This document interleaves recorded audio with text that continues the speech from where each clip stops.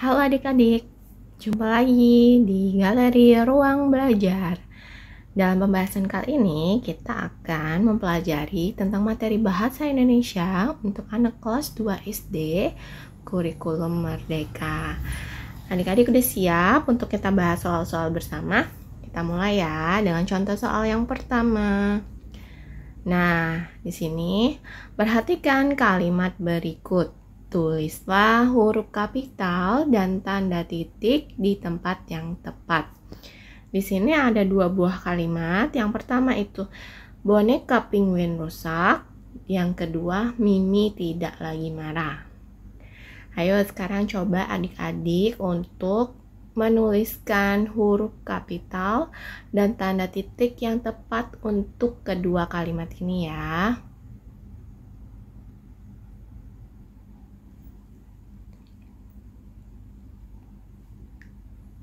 Sudah tahu belum adik-adik di mana untuk menaruh huruf kapital dan tanda titik yang tepat?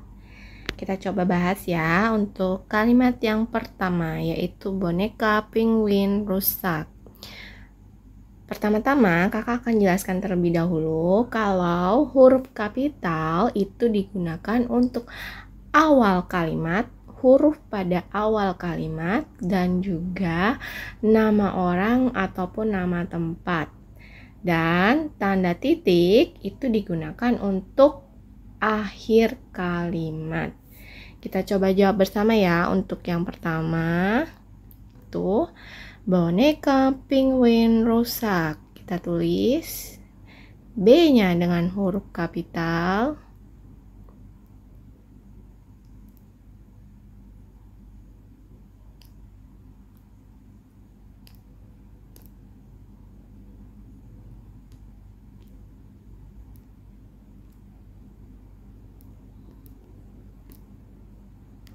Boneka penguin rusak.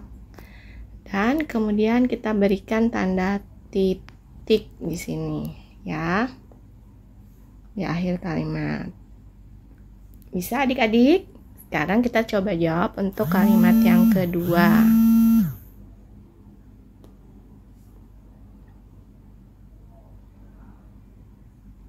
Bisa adik-adik? Nah, sekarang kita coba untuk jawab pertanyaan yang kedua, yaitu Mimi tidak lagi marah. Di sini berarti kata Mimi itu huruf awalnya kita pakaikan huruf kapital, selain karena dia letaknya adalah di awal kalimat, juga karena Mimi merupakan nama orang. Jadi di sini yang pertama kita buatkan huruf M dengan huruf kapital, kemudian kita tulis Mimi tidak lagi marah.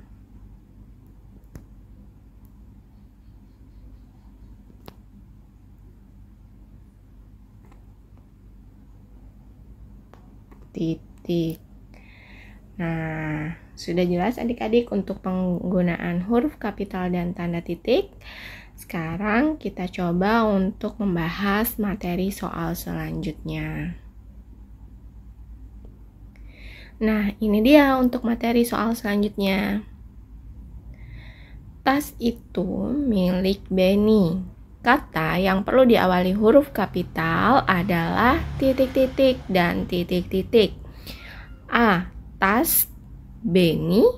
B. Tas milik. Atau C. Kata tas dan itu. Sekarang coba adik-adik untuk jawab sendiri ya, karena kan tadi kakak udah jelasin cara penggunaan huruf kapital dalam suatu kalimat. Jadi apa nih yang benar adik-adik?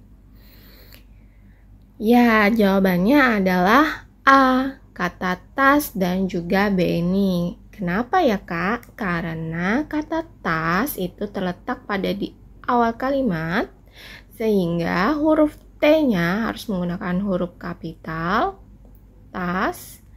Kemudian Benny di sini menunjukkan adalah nama orang.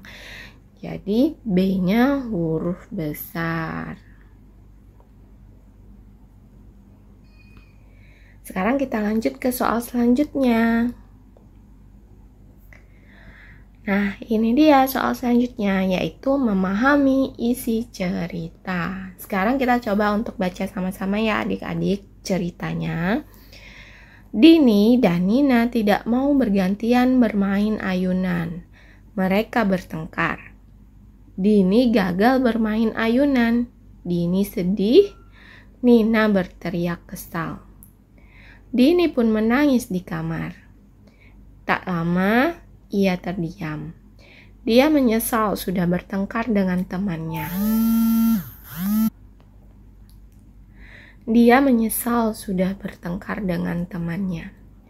Esok hari, Dini dan Nina saling meminta maaf. Sekarang kita masuk untuk ke pertanyaannya ya adik-adik. Yang pertama, tokoh yang merasa sedih dan menangis adalah A. Ibu, B. Dini, C. Nina. Nah, kita kan tadi udah sama-sama nih baca isi ceritanya. Adik-adik coba pahami cerita tersebut. Kemudian setelah adik pahami, adik-adik akan bisa menjawab pertanyaan yang pertama ini. Baik, di sini kita coba lagi ya adik-adik menjawab pertanyaan memahami isi cerita yang pertama. Jadi, setelah kita baca tadi, kita ketahui bahwa yang gagal bermain ayunan adalah Dini.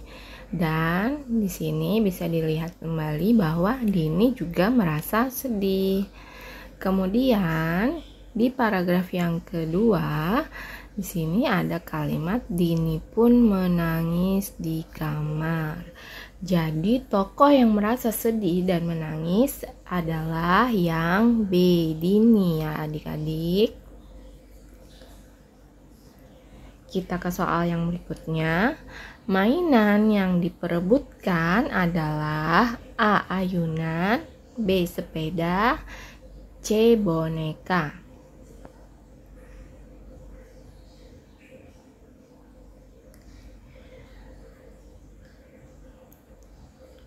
Ya, jawabannya adalah yang A, ayunan. Karena di paragraf pertama sudah dijelaskan bahwa Dini dan Nina tidak mau bergantian bermain ayunan. Maka jawabannya adalah ayunan ya adik-adik. Kita ke soal selanjutnya. Nah, ini dia materi soal yang selanjutnya, yaitu tanda baca pada akhir kalimat tanya adalah A. tanda titik, B. tanda seru, C. tanda tanya. Ini kalimatnya cukup gampang loh adik-adik. Ya, jawabannya adalah tentu saja tanda tanya, karena yang di sini yang ditanyakan adalah tanda baca pada akhir kalimat tanya. Kalau tanda titik digunakan pada akhir kalimat saja atau kalimat berita ya adik-adik. Kalau misalnya tanda seru digunakan pada akhir kalimat perintah.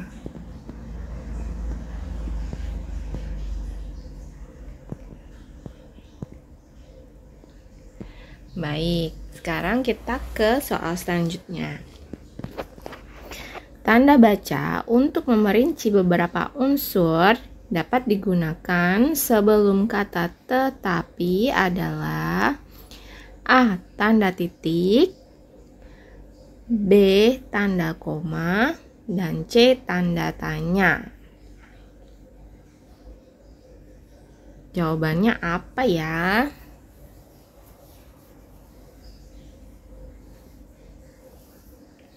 Ya, jawabannya adalah tanda koma, karena tadi seperti yang udah kita bahas sebelumnya, tanda titik digunakan untuk di akhir kalimat dan tanda seru tanda tanya digunakan untuk akhir kalimat tanya.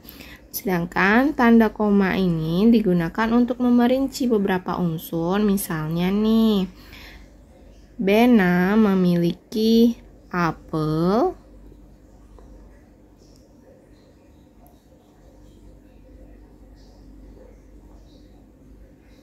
koma, jeruk,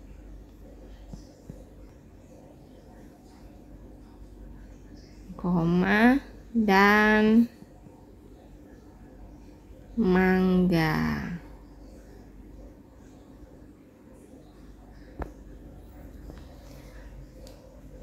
Kita ke soal selanjutnya ya.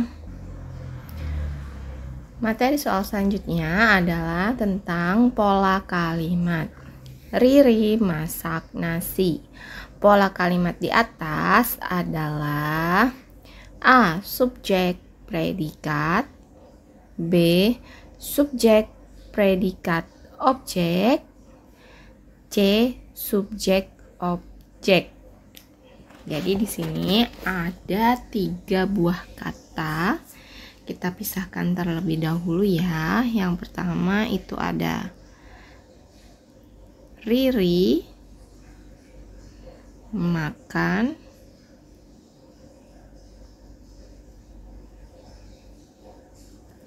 nasi. Nah, Riri, di sini kita lihat Riri makan nasi merupakan ciri dari kalimat aktif karena subjeknya itu adalah Riri. Di sini subjek.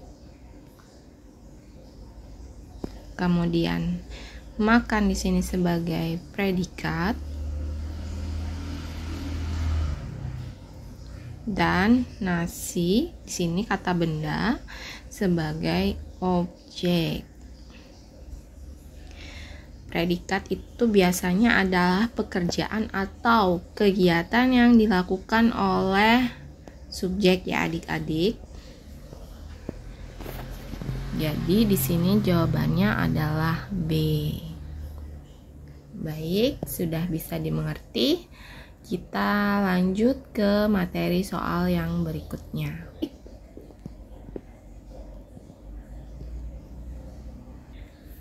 Jadi di sini ada kalimat rumpang atau kalimat yang tidak lengkap, yaitu kue titik-titik cici. Maka di sini kita harus mengisi titik-titik tersebut dengan kata yang tepat.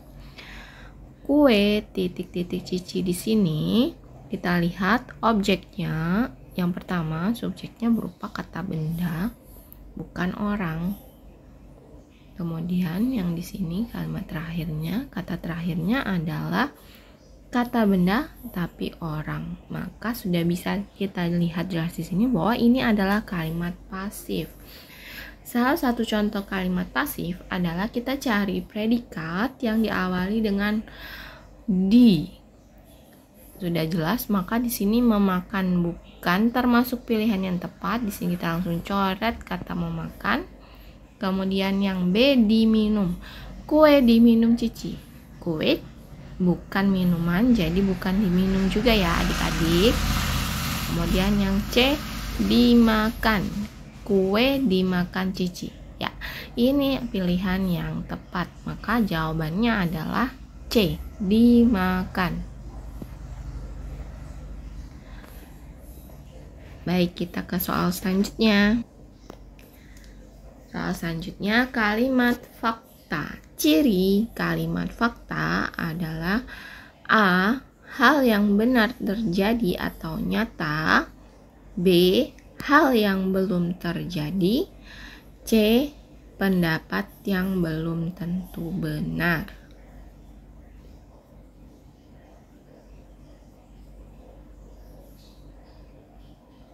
Ya, jawabannya adalah yang A.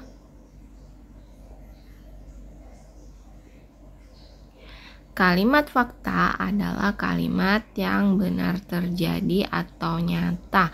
Jadi, kalimat fakta itu artinya kalimatnya sudah terjadi, benar terjadi, nyata, berdasarkan penelitian ataupun buku.